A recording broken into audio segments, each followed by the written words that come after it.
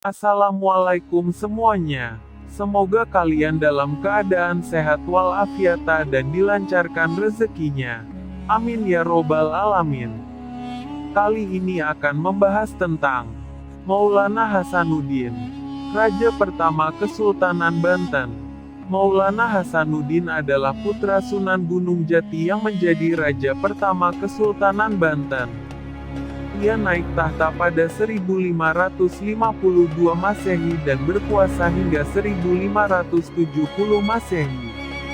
Maulana Hasanuddin adalah putra kedua Sunan Gunung Jati dari istrinya, Nyi Kawunganten, yang merupakan putri Bupati Banten, Prabu Surosowan.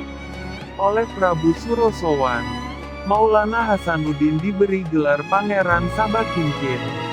Selama 18 tahun pemerintahannya, Kesultanan Banten berhasil menguasai Lampung yang banyak menghasilkan rempah-rempah. Selain itu, Banten berkembang menjadi bandar perdagangan dan penyebaran agama Islam. Pertarungan Maulana Hasanuddin dan Prabu Pucuk Umun.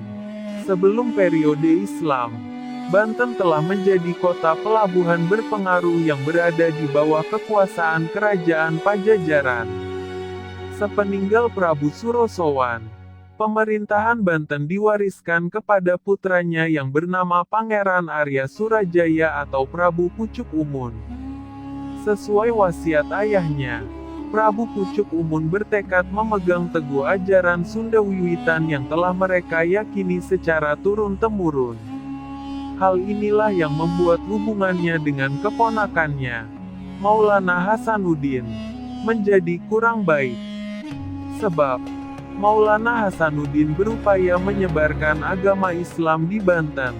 Untuk menyelesaikan masalah, keduanya sepakat untuk melakukan pertarungan ayam sebagai ganti berperang fisik.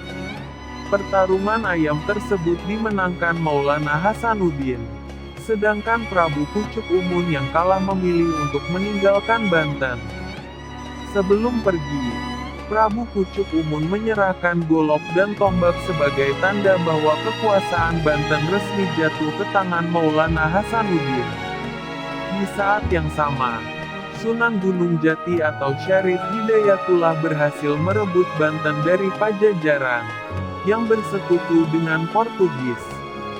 Kedatangan Sunan Gunung Jati ke Banten adalah bagian dari misi Sultan Trenggono dari Kerajaan Demak untuk mengusir Portugis dari Nusantara. Setelah berhasil menguasai Banten, Sunan Gunung Jati segera mengambil alih pemerintahan, tetapi tidak mengangkat dirinya sebagai raja. Sunan Gunung Jati kembali ke Cirebon dan menyerahkan Banten kepada Maulana Hasanuddin. Banten, yang awalnya hanya kadipaten, kemudian diubah menjadi kerajaan yang berada di bawah Kesultanan Demak. Dengan begitu, Maulana Hasanuddin resmi menjadi raja pertama Kesultanan Banten. Di bawah pemerintahannya, Kerajaan Banten mengalami perkembangan pesat di berbagai bidang. Kesultanan Banten adalah kerajaan maritim yang mengandalkan perdagangan untuk menopang perekonomian kerajaan. Untuk memudahkan hubungan dagang dengan pesisir Sumatera melalui Selat Sunda, pusat pemerintahannya kemudian dipindahkan dari pedalaman Banten Girang ke pesisir.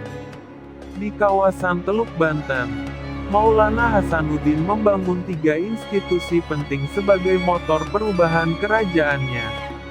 3 institusi tersebut adalah masjid sebagai basis kegiatan sosial keagamaan, Keraton Surosowan, pusat pemerintahan, dan pelabuhan, sentra ekonomi. Di tangan Sultan Maulana Hasanuddin, Banten dikenal sebagai bandar besar yang menjadi persinggahan utama dan penghubung antara pedagang dari Arab, Parsi, India dan Cina dengan negara-negara di Nusantara. Selain itu, Kesultanan Banten juga menguasai Lampung yang banyak menghasilkan rempah-rempah. Di era Sultan Maulana Hasanuddin pula, Banten dapat melepaskan diri dari Demak pada 1568 m. Sultan Maulana Hasanuddin wafat pada 1570 dan dimakamkan di Masjid Agung Banten. Ia juga dikenal sebagai Pangeran Surowosan karena telah mendirikan Keraton Surosowan. Wassalamualaikum.